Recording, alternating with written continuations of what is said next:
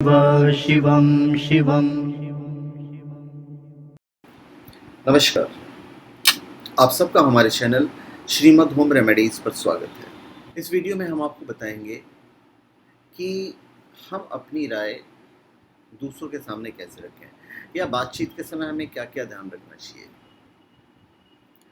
और आप कोई भी स्पेशल प्रोडक्ट omja.com या shivago.com से प्राप्त कर सकते हैं, जेन्युइन, ऑथेंटिक, लैब सर्टिफाइड और साथ में अभिमंत्रित भी यदि आप चाहें तो। चलिए हम शुरू करते हैं। देखिए, अपना मत व्यक्त करना बहुत ज़रूरी है। ये बात अलग है कि दूसरे लोग आपकी राय से सहमत हों या ना हो। कभी-कभी क्या होता है कि जब हम अपनी राय रखते हैं और कोई हमसे असहमत होता है तो हमें बुरा लगता है, हमें गुस्सा भी आता है। पर सुनना, बोलना या बातचीत तब सफल होती है जब हम चर्चा के दौरान वर्तमान में होते हैं। बातचीत के दौरान अपने मन को अन्य बातों से खाली रखें, जिससे कि दूसरों की बातें आप सुन सकें। पूरी बातचीत में सुनना एक मुख्य बिंदु होता है। यदि हम अच्छे सुनने वाले नहीं हैं, तो बातचीत की गहराई तक बिल्कुल नहीं पहुंच सकते हैं। दूसरी बात, किसी की असहमति को अपना विरोध मत समझिए। सबका अपना सोचने का ढंग और नज़रिया होता है। इसलिए कोई व्यक्ति यदि आपकी राय से सहमत नहीं है, तो उस पर गुस्सा करने की आवश्यकता नहीं है। प्रेम से उसकी बात भी सुने, फेस पे रिएक्शन मत आने दीजिए। उसके नज़रिए को जानने की कोशिश करें और उसे पूरी तरह से सुनने के बाद उसे फिर से पुनर्विचार के लिए प्रेरित करें। अपनी बात पर अड़े रहने की जिद कई बार दूसरों की असहमति का कारण बन जाती है। इसलिए दूसरे आपकी बात से सहमत हों, इसके लिए पहले उसके नज़रिए को समझना ज़रूरी है। सामने वाले के नज़रिए को जब तक नहीं समझा जाएगा, वह आपकी बात से सहमत नहीं होगा। कई लोग शुरुआती बातचीत में स्वाभाविक रूप से किसी भी मत या वर्डिक्ट के खिलाफ बोलते हैं।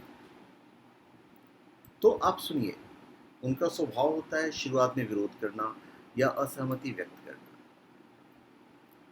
देखा जाए तो जो आप सुनना चाहते हैं केवल वो सुनते हैं, बाकी पूरी बातचीत को आप छोड़ देते हैं।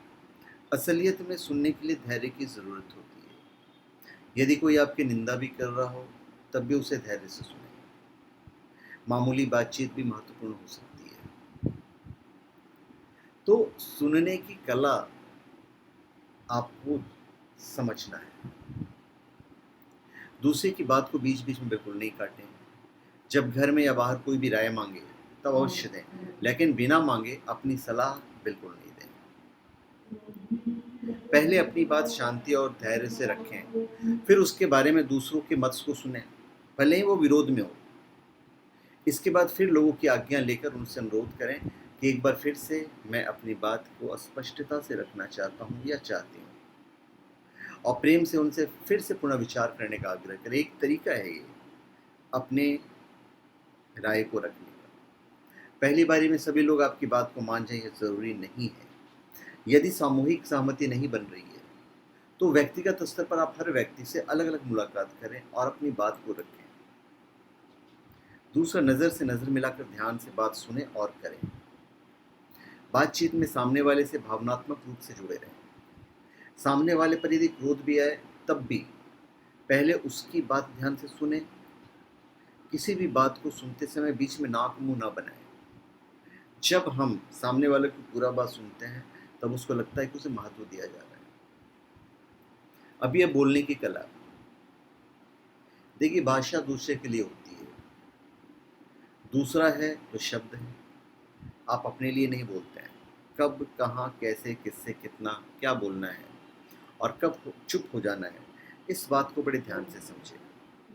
हमारी वाणी सामने वाले की उन्नति के लिए होनी चाहिए।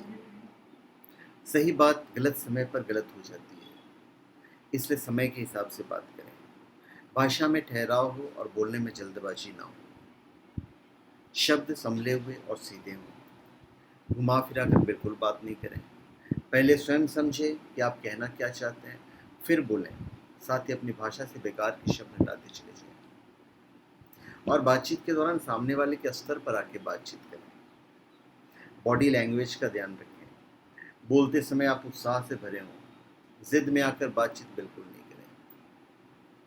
तो ये सब चीज़ें जब आप ध्यान में रखते हैं तब आप दूसरों की बात सुनेंगे भी और अपनी बात प्यार से बोलेंगे भी और रखेंगे भी और साथ में अपनी राय भी रखेंगे। तो धन्यवाद, आप सबका हमारे चैनल पे स्वागत है। आप हमारे चैनल पे सब्सक्राइब करें और अपने कमेंट दीजिए। धन्यवाद।